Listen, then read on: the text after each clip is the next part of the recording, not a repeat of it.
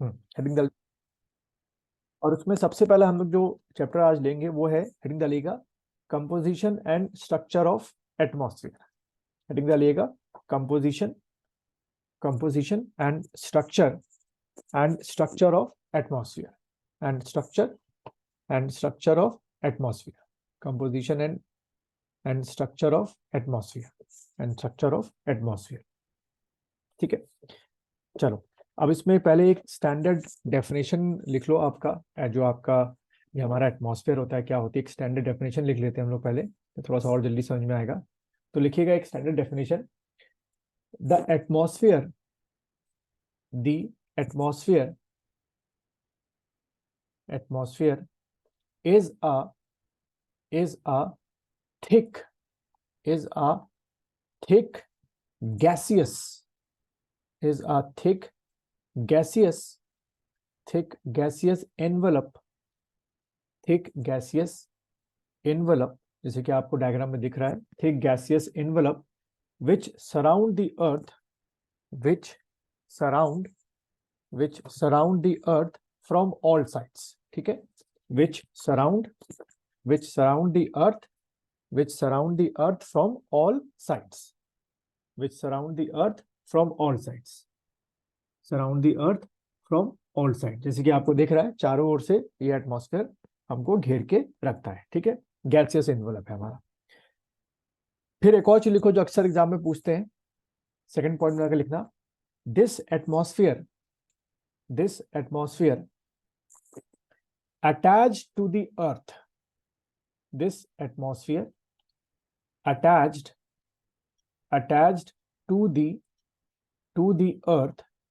अब यहाँ पे attached to the earth का मतलब है, अगर आप डायग्राम की तरफ देखो तो हम किसकी बात कर रहे हैं, अर्थ यानी कि ये हमारा क्रस्ट। भाई हम यहाँ क्रस्ट पे खड़े हुए हैं, ये क्रस्ट से किस रीजन से अटैच, हम उसको समझने की कोशिश कर रहे हैं, और यही क्वेश्चन कई बार एग्जाम में पूछते हैं। तो लिखो attach to the earth by gravitational force, by gravitational force। ठीक है, by gravitational force। ठीक है, इसका मतलब क्या हुआ कि ये जो हमारी जी फोर्स है या ग्रेविटेशनल फोर्स है, ये एक तो हमको अर्थ के साथ बांध के रखती है, ठीक है, कांटेक्ट में रखती है। दूसरा आपका क्या, एक तो बांध के रखती है, तो सेकंड थिंग आपका क्या होता है कि इस एटमॉस्फेयर को भी बांध के हमारे एटमॉस्फेयर में रखती है चारों ओर। ठीक है, यानी कि अगर कभी आपसे पूछा जाए कि अगर आपका जो जी फोर्स है अगर जीरो हो जाए तो क्या होगा, तो भाई सबसे पहले लोग आंसर ये देते हैं कि हम लोग उड़ने लगेंगे।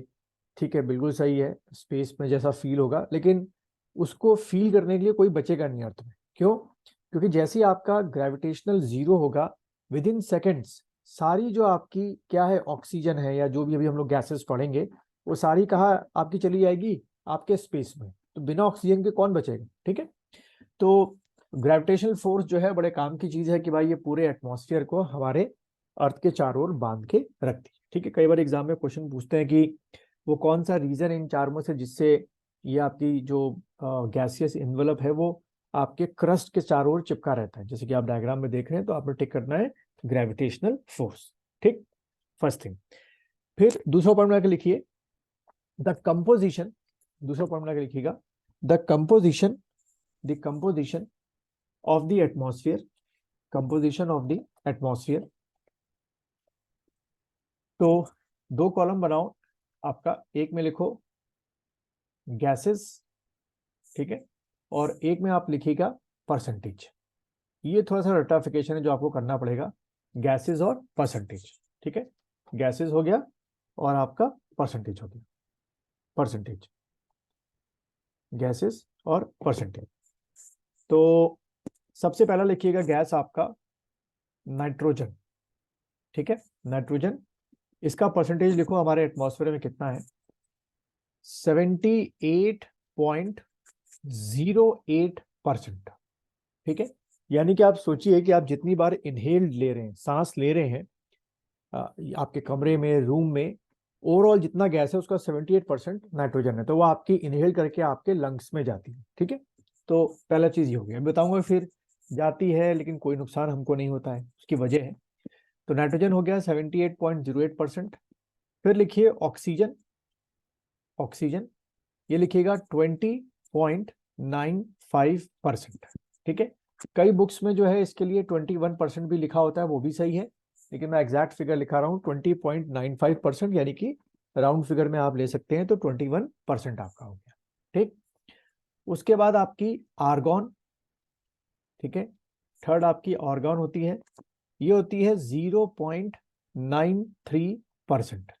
ठीक है, 0.93%, 0.93%।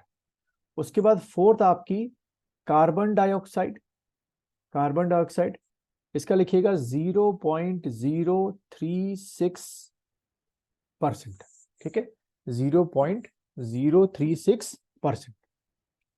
ठीक, उसके बाद एक छोटी सी ऐसे करके लाइन खींच दो, और फिर लिखो नियॉन, आपकी नियॉन इसका परसेंटेज है 0.002%। असल में लाइन मैंने क्यों सेपरेट कराई है, क्योंकि आप ये मानिए कि लगभग अगर आप सभी का परसेंटेज निकालेंगे यहाँ से यहाँ तक का अगर करेंगे, तो 99.99% जो है सारी गैसेस यहाँ तक आ चुकी हैं, यानी कि जो पॉइंट पॉइंट में आपकी बहुत ही माइल्ड बचा वो हम लोग गैसेस लिख रहे हैं। तो कई बार यहाँ से भी ये गैसेस को पूछ लेते हैं। तो नियॉन देखो कितना है, 0.002%।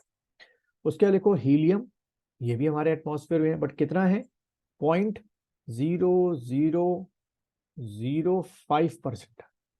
और यहीं से ज्यादातर ना यूपीएससी और पीसीएस पूछते भी हैं, तो ये तो ऐसा हो गया कि ऊपर की टेबल सबको याद हो जाती है, यहाँ से पूछते हो हीलियम 0.005%। उसके बाद क्रिप्टॉन, क्रिप्टॉन इसका लिखो 0.001%, थोड़ा ऊपर नीचे मैंने कर दिया, क्रिप्टॉन 0.001%। क्रिप्टॉन के बाद लिखो जेनॉन, जेनॉन जेड से एक्सी से शुरू होगी जेनॉन, ये लिखो 0.1234। ठीक है, 0.0009% है। और सबसे आखिरी में लिखो हाइड्रोजन, ये भी होती है हमारे एटमॉस्फेयर में, हाइड्रोजन इसका लिखिएगा 0.12345। ठीक है, 5%, यानी कि 0.00005%। ठीक, तो एक ये टेबल आपको याद रखनी है, कई बार गैसेस को लेकर ये लोग एग्जामिनर जो है वो आपके पूछ लेते हैं। यहाँ तक क्लियर है? ठीक है, चलो आगे बढ़ते हैं हम लोग। तो एक ये आपको रखना ध्यान में। अब आगे लिखिएगा, नेक्स्ट लिखिएगा, according to geologist, according to, अगला पॉइंट में लिखना, according to geologist, according to geologist the concentration of oxygen, the concentration, concentration, the concentration of oxygen, concentration of oxygen is present up to the height of, the concentration of oxygen present up to the height of, up to the height of, concentration of oxygen present up to the height of 120 kilometre, 120 kilometre. Map की तरफ देखोगे, यानी कि आप यहाँ पर खड़े हो, अपनी क्रस्ट पे खड़े हुए हो, यहाँ से आपका 120 किलोमीटर, सिर्फ यहीं तक आपकी क्या मिलेगी, ऑक्सीजन आपको मिलेगी। ठीक है, या कॉन्सेंट्रेशन ऑफ ऑक्सीजन मिलेगी। इसके ऊपर जैसे ही आप जाओगे, आपको ऑक्सीजन जो है वो बहुत ही डाइल्यूट हो चुकी होगी। ठीक, तो अब यहीं से क्वेश्चन या क्वेश्चन घुमा फिरा के पूछ सकते हैं कि जितने भी आपके प्लेन्स होते हैं, चाहे फाइटर प्लेन हो चाहे पैसेंजर प्लेन हो, वो कभी भी आपके इस हाइट से ऊपर उड़ते नहीं है, 120 किलोमीटर से ऊपर जाते नहीं। ठीक है, और उसकी मेन वजह क्या है कि to what, burn a fuel.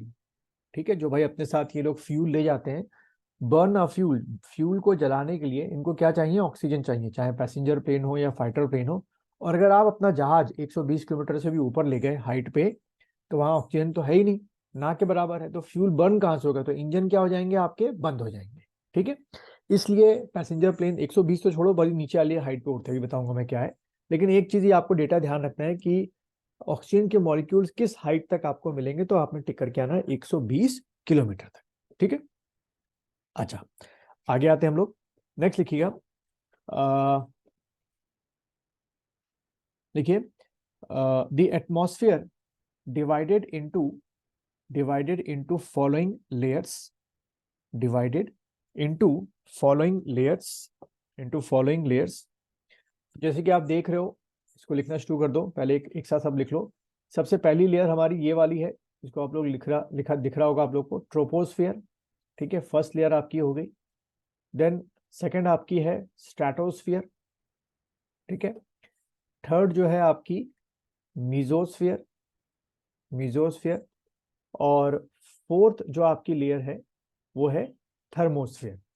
ठीक है, फोर्थ जो आपकी लेयर हो गई दैट इज थर्मोस्फियर। अब इसकी हम लोग ऊंचाई ऊंचाई सब करेंगे, थर्मोस्फियर। ठीक है, और थर्मोस्फियर को ही जो है वो कई बुक्स में दो पार्ट में बांटा गया है। एक आपका इसको थर्मोस्फियर को बोला गया है जो नीचे की लेयर है दैट इज आइनोस्फियर। ठीक है, आइनोस्फियर। और बाहर की लेयर को जो बताया गया है वो बताया गया है एक्सोस्फियर, जैसे कि आपको डायग्राम में दिख रहा होगा। ठीक है, एक्सोस्फियर लिख दिया उसने। चलिए, अब इसमें सबसे पहली लेयर से शुरुआत करते हैं हम लोग, यहीं से बहुत सारे एमसीक्यू क्वेश्चन बनने शुरू होते हैं। तो सबसे पहले हेडिंग डालना ट्रोपोस्फियर, ट्रोपोस्फियर। ठीक है, हेडिंग डाल दो आप लोग, ट्रोपोस्फियर। ठीक है, तो सबसे पहले आता है दिमाग में कि ट्रोपोस्फियर का जो एल्टीट्यूड है वो क्या है। ठीक है, यानी कि आप यहाँ अपनी क्रस्ट पे खड़े हो। अब मैंने बार बार क्रस्ट या क्रस्ट का एक और नाम मैंने क्या बोला था कल जब मैंने आप लोग को पढ़ाया था, क्रस्ट को और क्या कहते हैं जिस पे आप लोग खड़े होते हैं उसको, उसको रॉक, रॉक नहीं, लिथोस्फेयर। ठीक है, लिथोस। हाँ लिथोस्फेयर।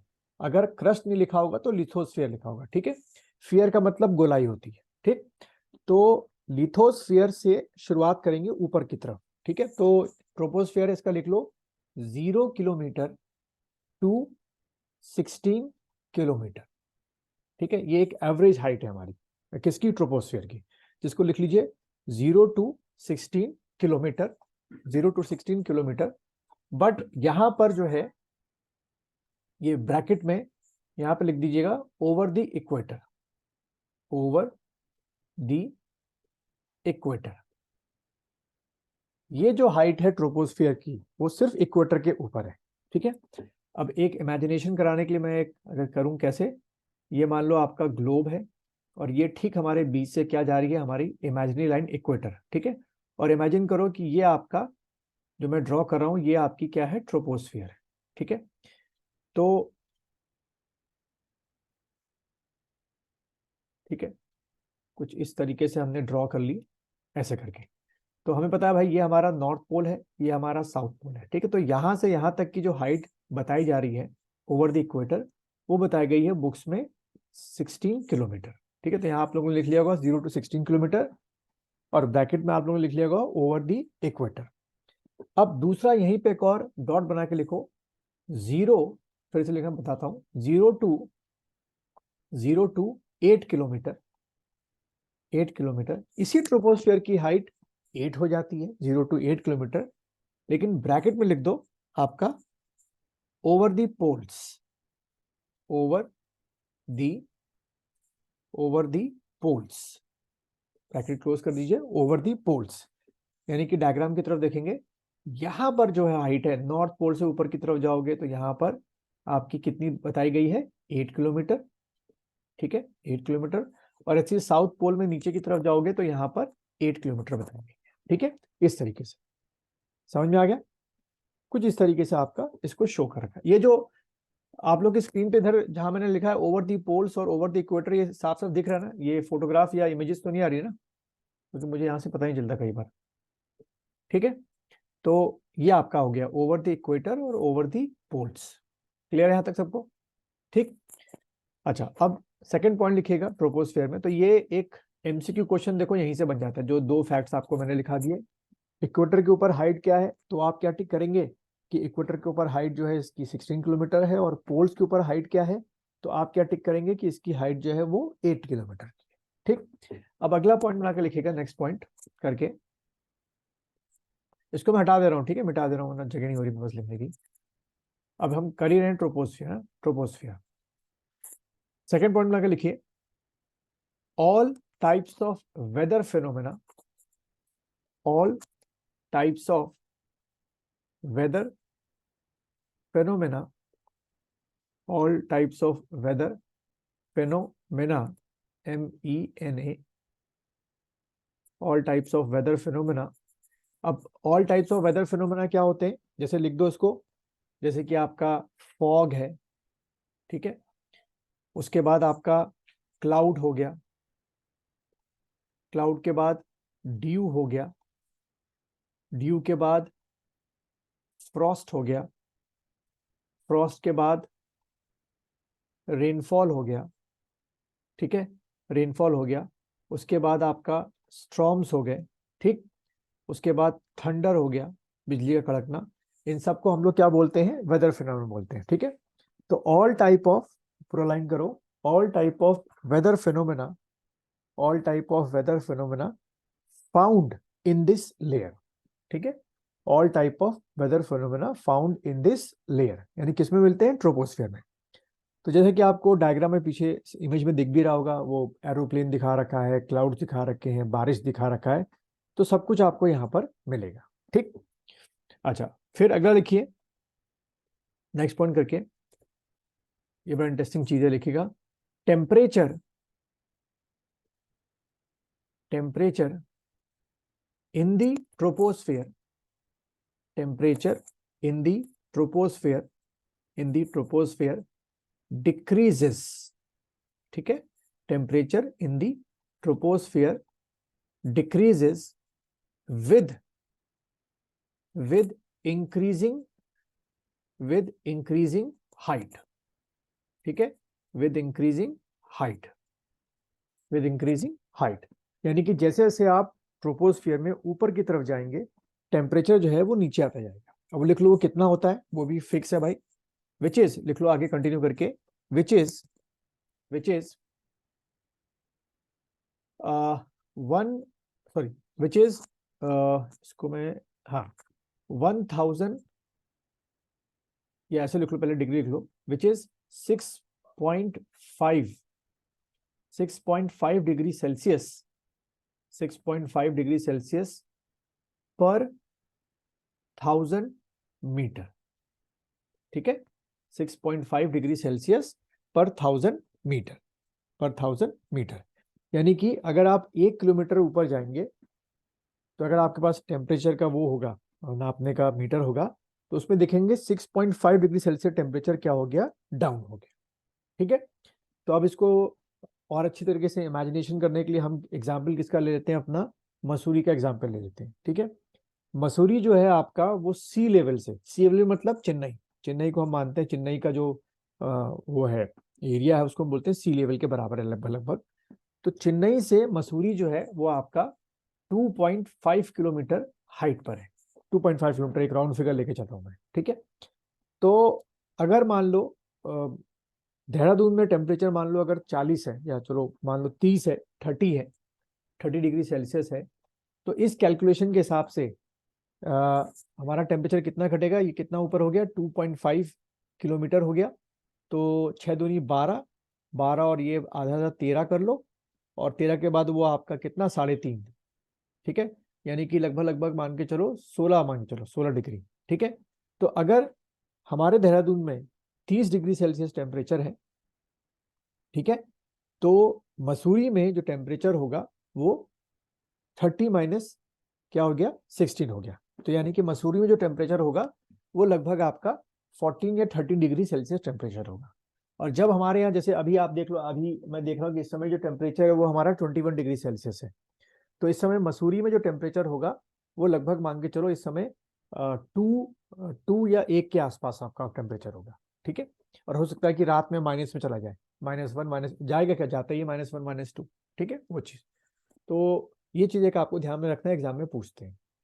अच्छा, इसी के आगे कंटिन्यू करके लिखो, या अगली लाइन से लिखो, दिस फेनोमेना नोन एज, इसको क्या बोलते हैं, दिस फेनोमेना नोन एज, जिसमें आपका हर 1000 मीटर पर 6.5 डिग्री सेल्सियस टेम्परेचर घट रहा है, तो this phenomena known as normal lapse rate, normal lapse rate, ठीक है, ये आपको टिक करके आना है, नॉर्मल लैप्स रेट। हो गया यहां तक ध्रुव, स्तुति, शिल्वी? नॉर्मल लैप्स रेट, ठीक है, तो ये आपसे पूछा जाता है। अच्छा, आगे बढ़ते हैं। नेक्स्ट आपका देखिए, आफ्टर ट्रोपोस्फियर, नेक्स्ट पॉइंट बना के लिखिएगा, after troposphere, after troposphere tropopause, after troposphere, यानी कि आप कह सकते हो कि इक्वेटर के ऊपर कहाँ 16 किलोमीटर पर, और अगर आप पोल्स पे हैं तो कहाँ 8 किलोमीटर की हाइट पे मान लीजिए आप पहुंच गए, तो वो बाउंड्री है आपकी ट्रोपोस्फियर की। तो after troposphere, after troposphere tropopause, tropopause, tropopause has been started, PAUSE, tropopause has been started, tropopause has been started, which is 1.5 kilometre thick, 1.5 kilometre thick. पूछ लेते हैं भाई कितना थिक है, तो ये टिक करके आना, 1.5 kilometre thick, tropopause has been started which is 1.5 kilometre thick. तो अगर आप इसको टोटल कैलकुलेट करो तो कितना हो गया आपका, ट्रोपोस्फियर 16 किलोमीटर और 16 के बाद क्या शुरू हो गया, 1.5 किलोमीटर का ट्रोपोपॉज हो गया, ठीक है। आप इसको ऐसे ही मान सकते हो कि ट्रोपोपॉज के बाद क्या शुरू होता है, स्ट्रेटोस्फियर शुरू होता है। तो दोनों लेयरों के बीच में एक ट्रांजिशन लेयर है, जिसको हम लोग बोलते हैं बदलाव की लेयर बोलते हैं, ट्रांजिशन लेयर है, तो उसको हमने नाम क्या दे दिया, ट्रोपोपॉज दे दिया। अब एक और इंटरेस्टिंग पॉइंट लिखिए, इन tropopause, in tropopause the temperature of air, in tropopause the temperature of air, temperature of air is minus 80 degrees Celsius, temperature of air is minus 80 degree Celsius, ठीक है।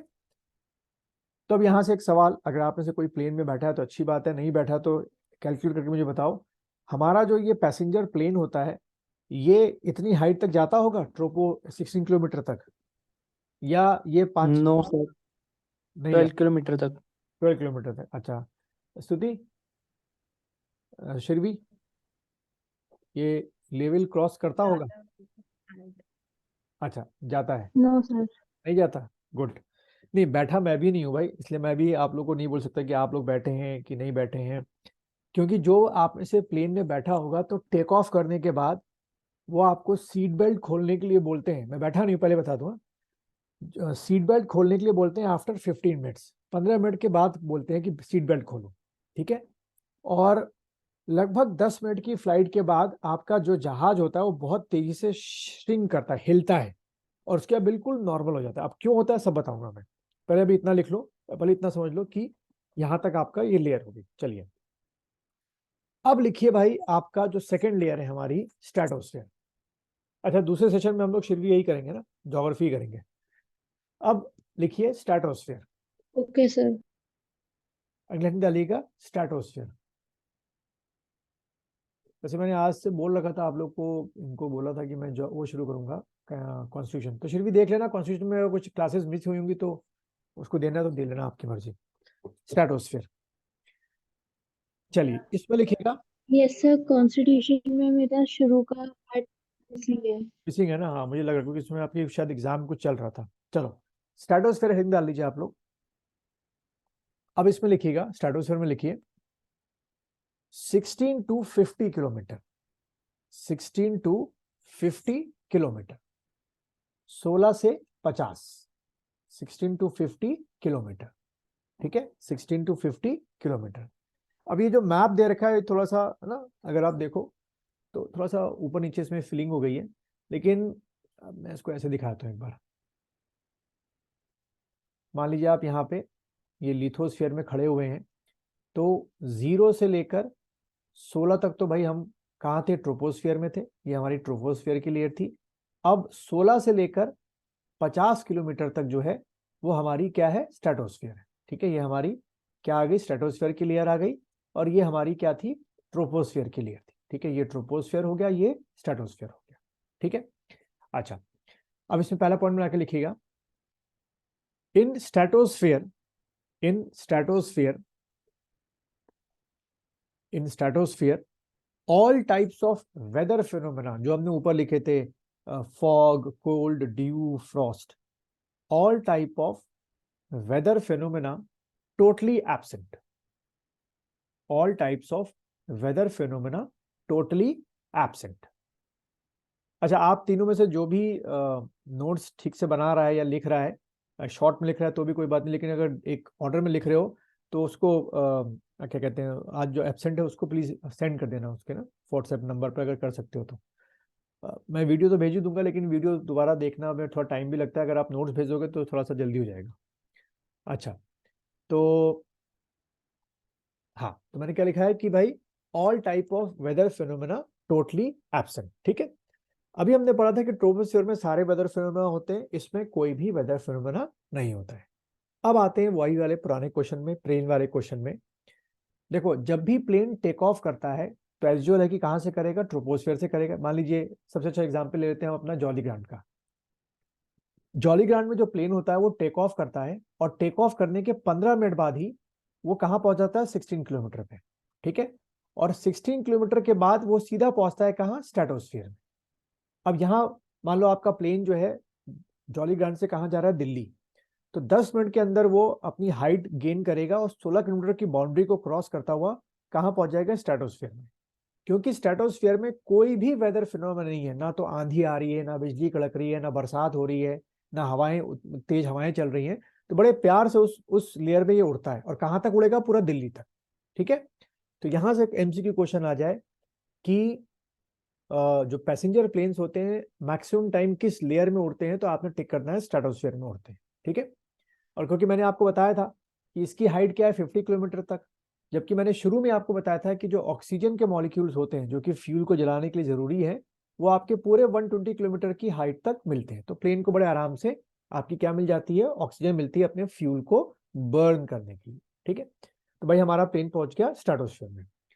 अभी इसके पहले फिर मैंने आपको बोला कि 10 से 15 मिनट बाद जब आपका प्लेन ऊपर पहुंचता है तो उसके पहले जोर से आपका प्लेन हिलता है, एक 10 मिनट की फ्लाइट के बाद। और वो क्यों हिलता है, वो इसलिए हिलता है कि आपके 16 किलोमीटर के बाद जो है एक क्या होती है, जेट स्ट्रीम होती है, इसको हम लोग पढ़ेंगे अलग से, बिल्कुल यहां पर होती है इस तरीके से, जेट स्ट्रीम। ठीक है, अब नाम से ही जाहिर है ये जेट स्ट्रीम क्या होती है, बहुत तेज हवाएं चल रही होती हैं, अब 50 किलोमीटर, एक मोटा मोटा मान के चलना, इमेजिन करो कि आपसे जहां आप इस समय बैठे हो उससे ठीक 15 किलोमीटर ऊपर जाओगे तो एक जेट स्ट्रीम चल रही है 15 किलोमीटर की हाइट पर, और इस जेट स्ट्रीम की जो स्पीड है वो 150 से 200 किलोमीटर पर आवर है। तो इमेजिन करो, मैप की तरफ देखोगे कि यहाँ आपकी एक हवा का पूरा एक फ्लो चल रहा है पूरे ग्लोब में 15 से 20 किलोमीटर का। तो क्या होता है कि जब जहाज यहाँ 15 की हाइट पे पहुंचता है तो उसको इस जेट स्ट्रीम को क्रॉस करना होता है, तो जहाज क्या होता है, पूरा हिलता है कस के। और जैसे ही एक बार जेट स्ट्रीम को क्रॉस कर लिया और कहाँ पहुंच गया, स्ट्रेटोस्फीयर में, तो वहां बड़े शांति से वो जहाज आपका उड़ रहा होता है। क्लियर यहाँ तक? ठीक। अब मुझे एक चीज बताओ कि जहाज में, ये भी क्लास 9 का फिजिक्स का क्वेश्चन पूछ रहा हूं मैं, जो विंडोज हैं वो सारी आप खोल सकते हो कि सारी सील बंद होती है, और अगर बंद होती है तो उसकी वजह क्या है? सब बंद होती है, उनमें एक होल होता है बस, छोटा सा। मतलब उससे एयर आती आती है, नहीं नहीं, बहुत कांच लगा होता स्मॉल होल होता है बस।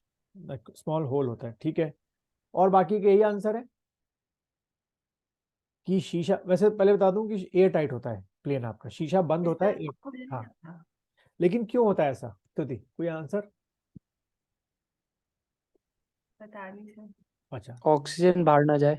ऑक्सीजन तो बाहर तो ऑक्सीजन है, मैंने बोला कि बाहर तो 120 किलोमीटर तक ऑक्सीजन मिल रही है, और आपका प्लेन जो है वो 50 किलोमीटर के नीचे उड़ रहा है, क्योंकि मैंने बताया कि स्ट्रेटोस्फीयर की हाइट कहाँ तक है, प्रेशर 50 भी है किलोमीटर बाहर, तक। हाँ, प्रेशर भी है ना बाहर, एयर का बहुत सारा प्रेशर आ जाएगा फिर प्लेन में। हाँ, तो प्रेशर बाहर ज्यादा है कि कम है? ज्यादा है। ज्यादा है। ठीक, चलो 5 मिनट का हम लोग ब्रेक लेंगे, कुछ और मुझे लॉजिक बताना है क्या है, इसको फिर आगे हम लोग शुरू करेंगे। ठीक है।